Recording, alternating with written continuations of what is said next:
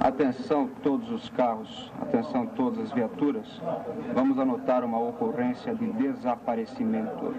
Que indicará aos senhores o QTH, o local, onde possivelmente se encontra aquele anormal aí da zona oeste, que é certo? Está aí o miseado lá em um matagal, Comando de Operações da Polícia Militar, o Copom. Por aqui trafegam todas as comunicações, todos os avisos de ocorrências policiais em São Paulo. É o circuito do crime, tema de hoje de Metrópolis.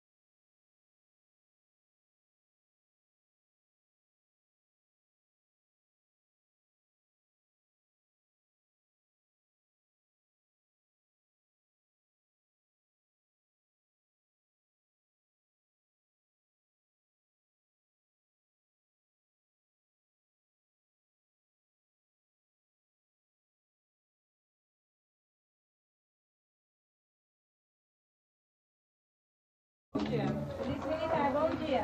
Polícia Militar, bom dia. Apesar das estatísticas falhas ou incompletas, uma conclusão é correta. Aumenta a criminalidade em São Paulo.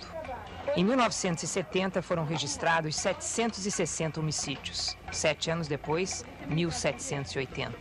Mais do que o dobro numa população que não chegou a duplicar no mesmo período. No ano passado, a criminalidade aumentou em 25% apenas na cidade de São Paulo. Ocorreu um assalto a cada meia hora, um automóvel furtado a cada 50 minutos. Por dia, 6 assassinatos e 3 estupros. Números significativos mesmo diante de uma população urbana de 8 milhões de pessoas. Na Grande São Paulo, com 12 milhões de habitantes, atingimos a média de 1.000 ocorrências policiais por dia. 137 mil inquéritos enviados à Justiça. Os crimes contra o patrimônio vêm aumentando. Em 74, ocorreram 75 mil casos. Em 78, 117 mil. Todos os números, enfim, confirmam um aumento da criminalidade. Um outro aspecto é o da inclusão da violência. Se cresce o número de homicídios dolosos e a maioria dos casos está ligada a assaltos, é possível concluir que os crimes contra o patrimônio hoje se revestem de características de violência desconhecidas até há alguns anos.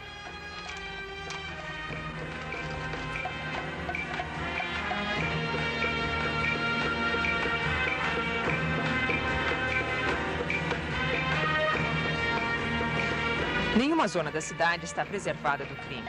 Rica ou pobre, nela acontecem todos os tipos de ocorrência. Na periferia, onde se concentra a população de menor renda, o problema é mais grave. Estes bairros se situam às margens da estrada de Itapecerica, nos limites das zonas sul e oeste da cidade. Lugares como Vila Prel, Jardim Fim de Semana, Jardim Germânia. Aqui os moradores, assustados com o aumento da criminalidade, chegaram a formar grupos para forçar a presença da polícia e afastar os marginais. Uma experiência terrível para muitos. Quantas vezes a senhora já foi assaltada aqui? 4 vezes. A última vez foi a mais séria. O que aconteceu? Aconteceu o seguinte, era mais ou menos umas 7h30, 8 horas da manhã, quando meu marido saiu pro serviço, né? Então, meu filho abriu essa porta e ficou aqui na área jogando bolinha, né? Nisso, de lá de dentro da cozinha, eu escutei uma voz perguntar para ele, a sua mãe está? Então, ele falou assim, a mamãe está, o senhor quer falar com ela? Aí, quando eu saí aqui na porta, tinha um na frente, um mulato, de rosto comprido, mais ou menos a altura de 1,80 m, mais ou menos, né? Nisso, quando eu saí aqui na porta, ele já estava aqui na área. Então, eu falei, o que o senhor deseja, né? Ele olhou para frente, olhou dos lados, né? E falou o seguinte, né? Recolhe as crianças que é um assalto. Vai entrando, né? Meu filho agarrou nessa saia que eu estava vestida e nós entramos. Quando eu acabei de chegar na sala, entraram mais 2 em seguida, né? Tinha 3. Então, eles começaram a rodar e virar. Pegava a gaveta, jogava no chão, suspendia o lençol, jogava as roupas tudo no chão. Aí rodaram, não acharam, né? Perguntaram se meu marido tinha uma arma. Eu falei que não tinha, né? Que nunca existiu essa arma aqui. Aí nisso que ele tentou a menina, ele falou, agora eu vou pegar a menina da senhora, né? Meus colegas vão ficar na sala segurando a menina. E eu vou ficar sozinho aqui com a senhora. Aí eu comecei a tremer, meus nervos repuxavam, minha perna já não tinha mais força na perna para andar aí dentro de casa. Então eu comecei a pedir para ele, pelo amor de Deus, se vocês são casados e pai de família, me deixe, né? Deixa a mim, as minhas crianças, né? Não me mate. Ele falou, não, nós não vamos matar a senhora, porque todos nós somos casados e pai de família, né? Aí nisso que ele segurou a menina de mim, que eu imaginei que ele, né, pegasse a menina de mim para ter um contato comigo, né? Então eu comecei a chorar e pedir, né? Nisso ele suspendeu a camisa, então debaixo deles, assim, entre a calça deles, cada um estava com 2 revólveres, né? Aí ele falou assim, tudo bem, né? Então eles faziam aquelas perguntas horríveis para mim. Perguntava perguntas horríveis que eu tenho até vergonha de falar aqui perante vocês, né? Então, nisso que ele tomou a menina de mim, que eu comecei a chorar e pedir a minha filha, né? Ele jogava a menina pra cima, né? Aí ele pegou e me jogou a menina assim, eu peguei, né? Aí eles me trancaram no 2º quarto, vieram até a cozinha, pegaram xicrinhas com pires, esquentaram Como é que café. acabou a história? Como é que acabou a história? Acabou a história que eles me trancaram para poder sair, né? Então eu já tinha mais ou menos 1 hora que eu estava presa dentro do quarto. Então eu senti aquela monotonia dentro de casa, aquele silêncio, eu imaginei que eles tivessem ido mesmo, né? Eu falei, seja o que Deus quiser, Patterson, chamei ele, Patterson, vamos abrir a porta e gritar socorro pros vizinhos. Nisso eu peguei uma chave de fenda e consegui arrebentar a fechadura e saí, né? Quando eu saí aqui para gritar socorro pros vizinhos, foi quando a minha vizinha do outro lado chegou e me tomou a Priscila. Nisso eu desmaiei. De que maneira tudo isso que aconteceu abalou o comportamento da tua família? Eu estou num trauma violento porque não tenho condições nem de sair à rua e nem meus filhos saírem. Não é permitido a saída dos meus filhos até às 11 horas da manhã e eles vivem trancados dentro de casa e o menino precisa de uma liberdade. E de outro lado, eu mesmo não consigo dormir. A noite todinha eu pareço um guarda noturno, não tenho mais cama. Não tenho mais cama. E não conheço praticamente minha própria esposa atualmente. Um dado curioso nestas vilas. Os marginais residem na mesma área em que atuam. Uma coexistência aparentemente inexplicável, não fosse a ausência do policiamento. E os casos se repetem. É uma história meio difícil, sabe? O princípio era o seguinte, 2 guardas ficavam fazendo ronda. Depois os ladrões dominaram eles. Quer dizer, deram uma corrida nos 2 policiais? Deram uma corrida neles. Nunca mais voltaram? São humanos, né? Infelizmente, depois de muita insistência nossa, foi destacado esses 2 guardas para nos dar uma certa cobertura. E em poucas semanas eles foram obrigados a se retirar, talvez até por orientação dos seus superiores, porque não havia condições de trabalho para eles, né? Por quê? Eles chegaram a ser ameaçados com tiro, inclusive, sofreram atentado no sentido de atropelar-se, os 2, né? E em função disso eles foram retirados. E nós entendemos perfeitamente porque a situação aqui não é para 2 guardas virem resolver. Nós temos aqui, por exemplo, um caso de algumas semanas atrás. Uma moça, ao voltar do trabalho, do colégio, foi barbaramente violentada e não podemos entender, até agora não nos demos a devida explicação por que a polícia não efetuou a prisão daquele guarda quando as famílias foram da parte. Tivemos nós, trabalhadores, de irmos à imprensa com a família e denunciar o fato à imprensa. Era um guarda particular? Era um guarda particular. Aí descobriram que havia mais casos, um caso de estupro. A verdade é essa, que aqui a gente tem que dormir armado. Onde estou armado assim, a minha segurança é ter que cuidar dos meus filhos. Minha mãe dorme tarde, né? Então ela tá lá. Aí quando foi abaixo de meia-noite, 1h, né? Exato, isso aí.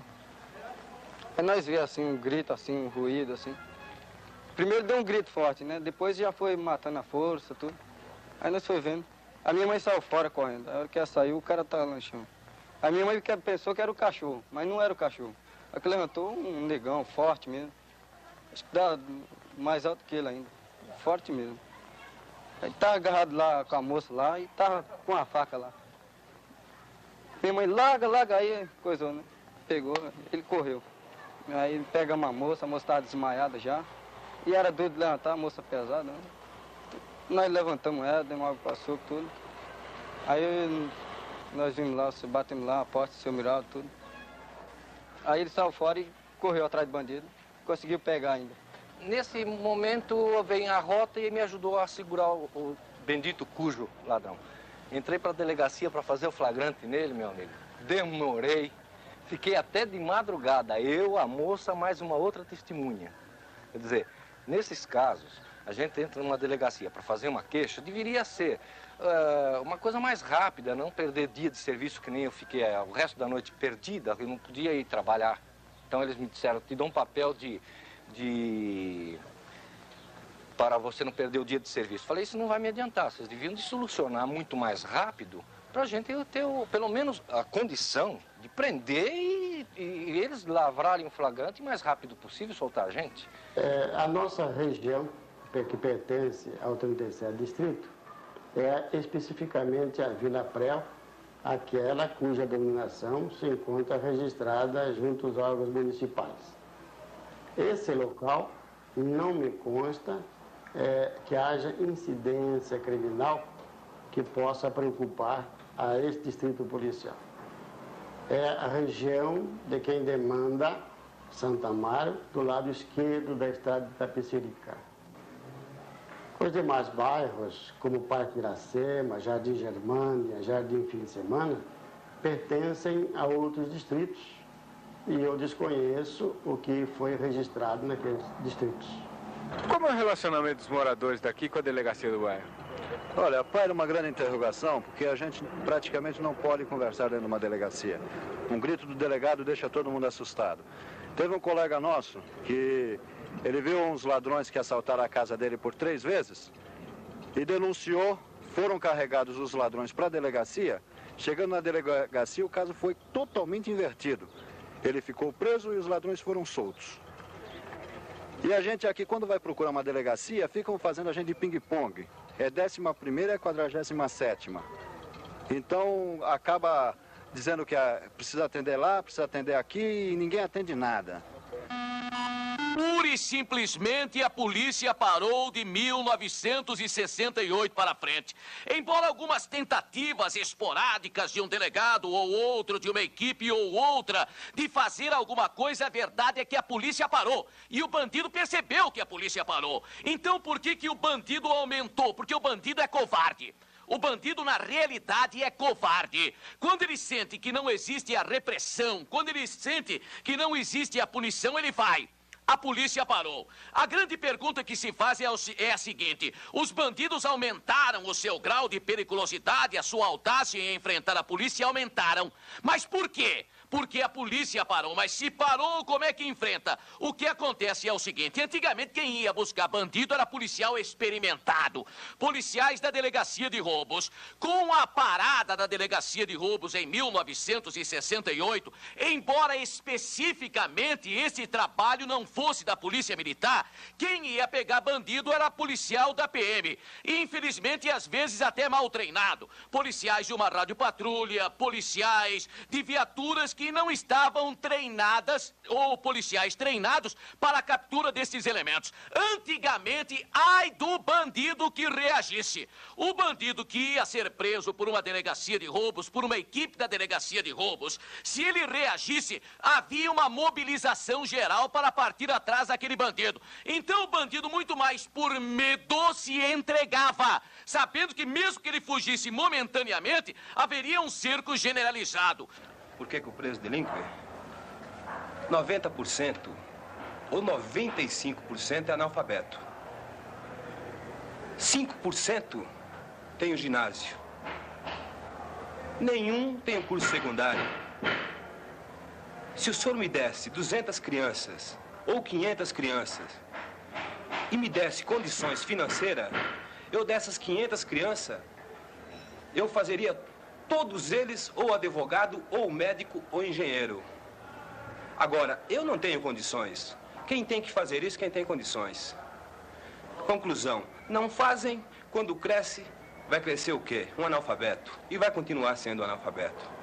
Por que eu comecei a delinquir? Eu, com 7 anos de idade, comecei a fumar. Não existia cigarro.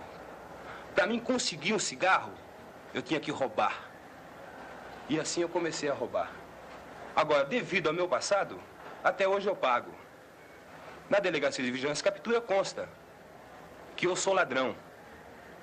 Eu posso ser sapateiro, eu posso ser funileiro, posso ser mecânico, mas a profissão de ladrão existe para sempre. Se um dia meus filhos crescerem, vai continuar. Meu pai é um ladrão porque eu estou taxado como ladrão e consta lá. E eu não consigo um atestado de permanência de antecedentes em branco. Só isso.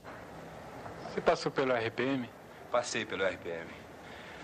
Minha primeira passagem foi pelo RPM. Um dos primeiros roubos meu foi de meu pai e de minha mãe. Eu, quando eu ficava sem fumar, eu ficava apavorado. Eu não aguentava. O senhor sabe muito bem que o cigarro domina até um homem. Homem não consegue parar de fumar, quanto mais criança. Então, um dos primeiros roubos foi do meu pai e da minha mãe. Depois passei a roubar os vizinhos. Bom, minha primeira escola foi o RPM. Minha segunda escola foi a Casa de Detenção de São Paulo.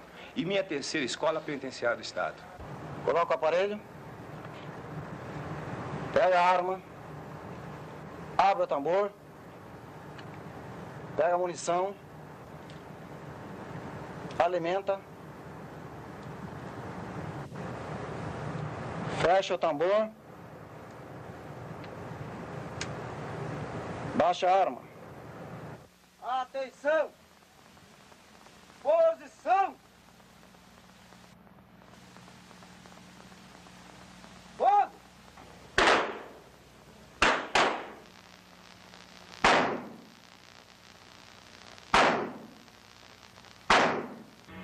No estado de São Paulo, há quase 80 mil policiais, civis e militares, envolvidos no sistema de segurança. Boa parte deles lotados na Grande São Paulo, onde se concentra o problema da criminalidade. Absorvendo parte considerável do orçamento do Estado, já que seus efetivos corresponderiam a aproximadamente 1/5 do quadro geral de pessoal do funcionalismo. Ainda assim, insuficientes. Daí o surgimento da indústria de segurança.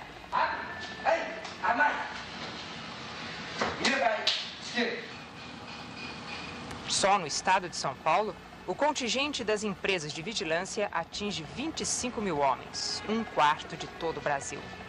Bem ou mal preparados, sua função é clara: suprir ou complementar a ação que caberia ao poder público.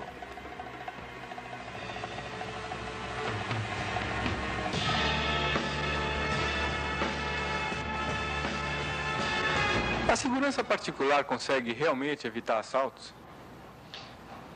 A função primordial das empresas de vigilância não é o evitar em si, não é o impedir o assalto, mas sim o evitar o assalto.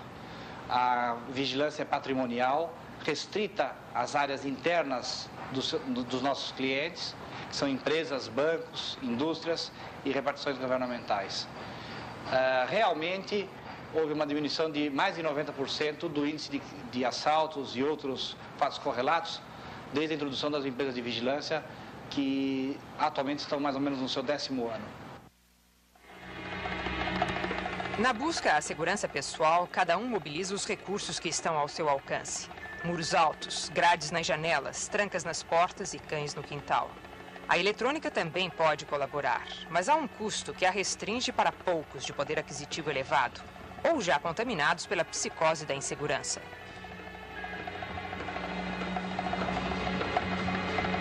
Seu Josias, por que o senhor resolveu comprar esse sistema de televisão a cores fechado? Olha, bom, foi eu e a minha esposa, sabe, que deu a ideia. Ela, de tanto ouvir o Gil Gomes, eles contar aqueles casos que o malandro chegava, batia na porta e entrava, certo? E assaltava, levava as coisas que tinha dentro de casa, inclusive matava o pessoal em alguns casos. Então nós fomos até o Superbom, né? E eu tive tirando umas ideias lá com o gerente de área, ele me indicou o lugar certo para comprar, e nós fomos lá comprar esse circuito aqui. Custou muito caro? Olha, custou em média uns 40 mil cruzeiros, mais ou menos. Há quanto tempo o senhor está com ele? Faz uns 3 anos, mais ou menos. O senhor acha que funciona? Eu acredito que sim, viu? Acredito que sim. Qual foi a vez que o senhor sentiu que isso aí teve maior utilidade para o senhor? Bom, graças a Deus nunca precisou usar em casos de assalto, assim, certo? Mas, assim, caso de vendedor na porta, que bate, a gente sem precisar ir atender, olha aqui, nem abre a porta algumas vezes. O senhor acha que esse tipo de recurso resolve o problema da segurança do senhor? Olha, eu acredito que sim, viu? Pelo menos nas 12 horas do dia resolve, mas à noite não é muito bom não, porque tem que deixar a luz acesa e gasta muita energia. E a manutenção desse equipamento é cara? Manutenção é caríssima, viu? Principalmente a câmera lá, o objetivo é muito caro para fazer a manutenção dela. Na busca à proteção pessoal, a arma é uma alternativa logo cogitada. As lojas especializadas registram bom movimento de vendas. A Delegacia de Armas e Explosivos registra mensalmente 1.500 armas dos vários tipos. Atualmente, estima-se em quase 1 milhão o número de armas registradas em todo o estado. Mas, clandestinamente, existiriam outros 2 milhões. 3 milhões de armas de fogo em todo o estado. Mais de uma para cada 10 paulistas. Entre os tipos de arma, de caça, de esporte e de defesa, qual é mais consumida na sua loja? Bom, os 3 tipos, variando com épocas distintas. Em épocas de caça, você tem um consumo de armas de caça, né? Vamos dizer assim, no dia a dia seria maior o consumo de armas de defesa. O que espera de uma arma, alguém que está comprando alguma arma para defesa? Que recomendações o senhor faz para um freguês que não entende nada do assunto? A recomendação que eu faço normalmente é para ele não comprar. Porque se ele comprar uma arma, ele não vai saber o que fazer com ela. Normalmente ele vai ter a arma guardada no armário, as balas guardadas no cofre, e o dia que ele precisar utilizar para a defesa, ele não vai saber o que fazer com ela. Tá certo? Quanto custa uma arma de defesa? Bom, pelo que eu classifico de armas de defesa, estaria na faixa de 4 a 6 mil cruzeiros. Quais as características dessas mais baratas? É apenas uma questão de mais baratas e marcas mais caras. O que é preciso para uma pessoa comprar uma arma? É muito complicado? Bom, hoje, para uma posse de arma em domicílio, a Delegacia de Explosivos, Armas e Munições do DOP São Paulo exige atestado de antecedentes, a carteira de identidade, uma prova de residência, uma foto e a liberação dessa arma após 15 dias da data da compra. Para porte de arma, muito mais documento? Para porte de arma acresce-se a esses documentos título de eleitor, prova de profissão e uma carta justificando a necessidade de um porte de arma. Algumas autoridades criticam o comércio de arma no Brasil, dizendo que ele é muito liberal. O que o senhor acha disso? Não, eu não acho que o comércio seja liberal. Eu acho que o comércio ele sofre uma restrição justa, não sendo nem exageradamente liberal, nem exageradamente coercitivo, vamos dizer assim, cerceando a liberdade do indivíduo em comprar uma arma. Desde que o indivíduo prove que tem condições de adquirir uma arma, ele está apto a adquiri-la, e eu acho isso perfeitamente certo e justo. A arma entrou no novo quadro de violência do crime. Batedores de carteira, descuidistas, ladrões de casas vazias são temas de museu. Foram substituídos pelos trombadas, pelos assaltantes fortemente armados. A violência é um novo componente do crime, ao lado da sofisticação. Os ladrões, antigamente, agiam praticamente com maior intensidade nos arrombamentos, nos casos de furtos qualificados. Arrombavam casas, entravam nas casas, se apoderavam dos objetos de valor e saíam para vender. Hoje existem quadrilhas que são assaltantes de bancos. Essas quadrilhas são formadas por elementos perigosos e inteligentes que agem com rapidez contra os estabelecimentos bancários. Ainda recentemente foi presa uma quadrilha pelo Dr. Hélio Tavares, cujo chefe da quadrilha, que assaltou mais de 25 bancos em São Paulo, no interior, e até no Paraná e em outros estados, essa quadrilha era chefiada nada mais, nada menos do que por um engenheiro formado e que agora está na casa de detenção esperando julgamento. Cortesia, tava lá morto e posto desregrado. 11 tiros fizeram a avaria e o morto já tava conformado.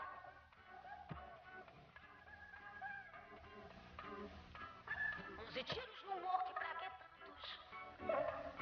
Esses tempos não tão pra ninharia. Não fosse a vez daquele, um outro ia. Deus o livre morresse assassinado. O seu santo não era um qualquer um. 3 dias num terreno abandonado, ostentando uns e fitas de ogum. Na próxima segunda-feira, debate em Metrópolis. Autoridades e especialistas de várias áreas ligadas ao crime discutirão a violência urbana em São Paulo, suas causas e efeitos, as medidas possíveis para se alterar o crescimento da violência. A verdade não ri.